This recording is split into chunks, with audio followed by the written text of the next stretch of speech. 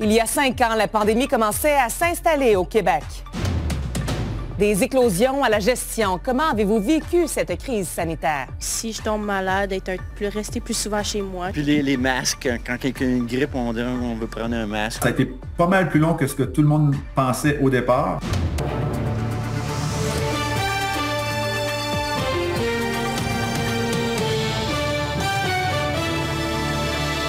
Bonsoir tout le monde, merci d'être avec nous.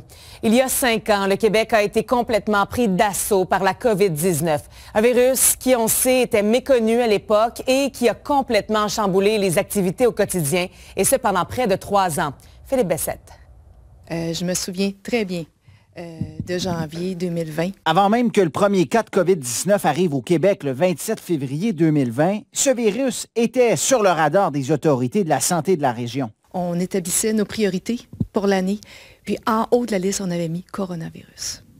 On sentait que c'était possible de devoir se mobiliser. 5 ans plus tard, la directrice de la santé publique en Outaouais, Brigitte Pinard, n'a pas de regrets sur les mesures recommandées pour y faire face. C'est difficile de pointer spécifiquement une mesure qui était de trop. En fait, c'est probablement l'ensemble des mesures qui nous a aidés à ralentir la transmission. Initialement, les autorités croyaient que le virus serait maîtrisé après seulement quelques semaines. Ça a été pas mal plus long que ce que tout le monde pensait au départ.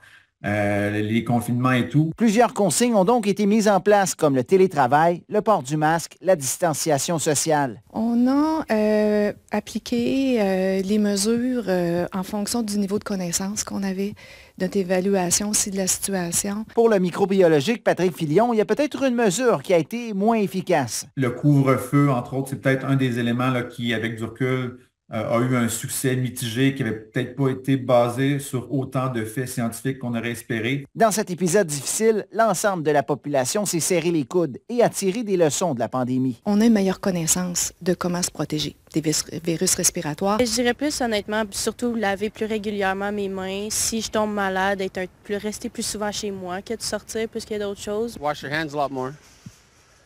Anything else? We use sanitizer more often than ever. Moi, j'ai rien changé de ce que je fais. Puis les masques, quand quelqu'un a une grippe, on dirait qu'on veut prendre un masque ou quoi que ce soit. C'était pas ça avant. Non. Puis là, je sais pas qu'est-ce qui est arrivé.